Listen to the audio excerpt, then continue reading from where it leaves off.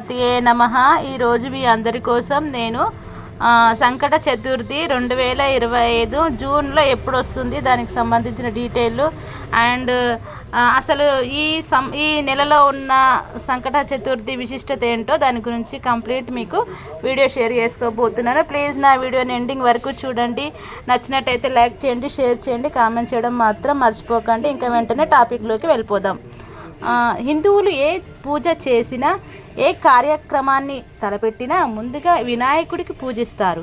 వినాయకుడి చవితి చతుర్దశి తిథి అంటే చాలా ఇష్టం. అందుకే ప్రతి చవితి తిథికి ఎంతో ప్రాధాన్యత ఉంటుంది. జ్యేష్ఠ మాసం కృష్ణపక్షంలో వచ్చే చవితిని కృష్ణ పింగళ సంకటహర చతుర్థి అంటారు. ఈరోజు జూన్ 14న రాబోతుంది. ప్రాముఖ్యత గురించి తెలుసుకుందాం. వేద క్యాలెండర్ ప్రకారం ఈ నెల 2025 కృష్ణ పింగళ హర చతుర్థి జూన్ 14న వచ్చింది.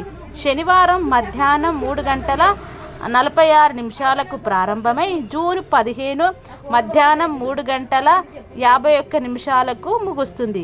సంకట చతుర్థి జూన్ 14న శనివారం ఉదయం తిథితో జరుపుకుంటారు. చంద్రోదయ సమయం జూన్ 14 రాత్రి 10:07 చంద్రోదయం సమయం అన్నమాట. ఆ రోజున జూన్ 14 వినాయక చవితి చేస్తే సర్వ విఘ్నాలు తొలగిపోతాయి అని నమ్మకం. గణేష పురాణంలో అనేక కథల రూపంలో కృష్ణ పింగళ సంకటహర చతుర్థి వ్రతాచరణ వలన కలిగే లాభాలు వివరించారు.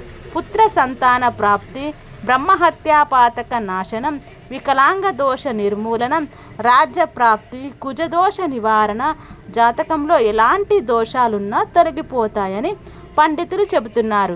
ఈ వ్రతాన్ని వివాహాలకు ఆటంకాలను తొలగించేదిగా, సంతానాన్ని ప్రసాదించేదిగా, దూరమైన బంధువులను తిరిగి కలిపేదిగా, జాతక దోషాలను పోగొట్టడంలో సాటి లేనిదిగా తెలియజేస్తున్నారు.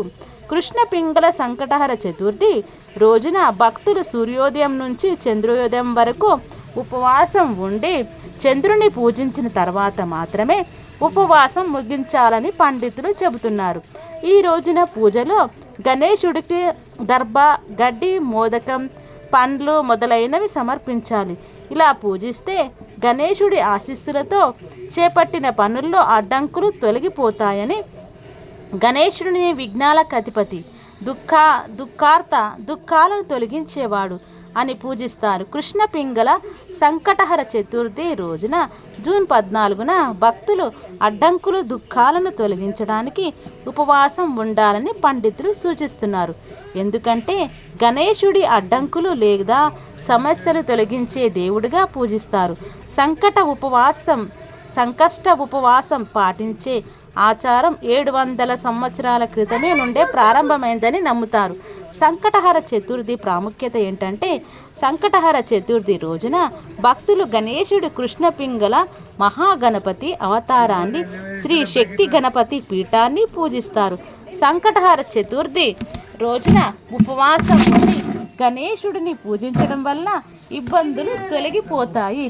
పురాణాల ప్రకారం ద్వాపర యుగంలో శ్రీకృష్ణుడు పాండవరాజు యుధిష్ఠిరుడికి ఈ ఉపవాసం ప్రాముఖ్యతను వివరించాడు. అందువల్ల భక్తుడు గణేశుడి ఆశీర్వాదం పొందడానికి సహాయపడే పురాతన సంప్రదాయంగా ఇది పరిగణించబడుతుంది. భక్తులు రోజంతా ఉపవాసం ఉంటారు, వ్రత కథను చదువుతారు, చంద్రుడిని చూసిన తర్వాత గణేశుడిని పూజిస్తారు. శ్రీకృష్ణుడు పురాణాల ప్రకారం ద్వాపర యుగంలో శ్రీకృష్ణుడు పాండవరాజు యుధిష్ఠిరుడితో ఈ ఉపవాసం ప్రాముఖ్యత వివరించాడు. అందువల్ల భక్తుడు గణేశుడి ఆశీర్వాదం పొందడానికి సహాయపడే పురాతన సంప్రదాయంగా ఇది పరిగణించబడుతుంది. భక్తులు రోజంతా ఉపవాసం ఉంటారు, వ్రత కథను చదువుతారు, చంద్రుడిని చూసిన తర్వాత గణేశుడిని పూజిస్తారు. చంద్రుడికి సమర్పించాల్సిన నైవేద్యం ఏంటంటే, కృష్ణ పింగళ సంకష్ట చతుర్థి తిథి రోజున చంద్రుడికి పూజించాలి. చంద్రుడికి పచ్చిపాలు సమర్పించాలి. ఈరోజు చంద్రుడిని పూజించటం ద్వారా జాతకంలోని చంద్రదోషాలు తొలగిపోతాయట. ఈరోజు పాటించాల్సిన నియమాలు: సూర్యోదయానికి ముందుగానే శిరస్సున స్నానం చేసి తర్వాత గణపతిని పూజించాలి. తెలుపు లేదా ఎరుపు రవిక గల గుడ్డ ముక్క తీసుకొని వినాయకుడు ముందు పెట్టి దానిని పసుపు కుంకుమలతో అలంకరణ చేయాలి. మనస్సులోని కోరికను తలుచుకొని 3 పిడికిళ్ళ బియ్యాన్ని గుడ్డలో వేసిన తర్వాత తమలపాకులో 2 ఎండు ఖర్జూరాలు 2 వక్కలు దక్షిణ పెట్టి మనస్సులోని కోరికను మరొకసారి తలుచుకొని ముడి కట్టాలి. సంకట నాశనం గణేష స్తోత్రం సంకటహర చతుర్థి వ్రత కథను చదవవలను. ఆ మూటను స్వామి ముందు పెట్టి దీపం వెలిగించి కొబ్బరికాయ లేదా పళ్ళు స్వామికి నివేదించాలి. తదుపరి గణపతి ఆలయానికి వెళ్ళి 3 లేదా 11 లేదా 21 ప్రదక్షిణలు చేయాలి. సూర్యుడు అస్తమించిన తర్వాత స్నానం చేసి దీపం వెలిగించి తిరిగి వినాయకుడికి పూజ చేయాలి. వినాయకుడికి కట్టిన ముడుపు బియ్యంతో పొంగలి చేసి స్వామికి నివేదించి సాయంత్రం తినాలి. వినాయకుడి పూజలో తప్పనిసరిగా గరిక ఉండే విధంగా చూసుకోవాలి. తులసి దళాలను ఎట్టి పరిస్థితుల్లోనూ ఉపయోగించకూడదు.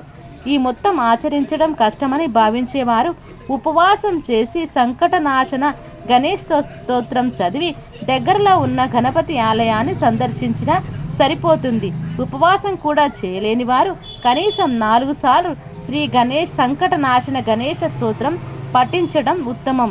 ఇదన్నమాట ఈరోజు మీకు సంకటహర చతుర్థి సంబంధించిన డీటెయిల్ మీకు షేర్ చేసుకున్నాను. నా వీడియోని ఇంతవరకు చూసిన ప్రతి ఒక్కరికి థ్యాంక్ యూ సో మచ్.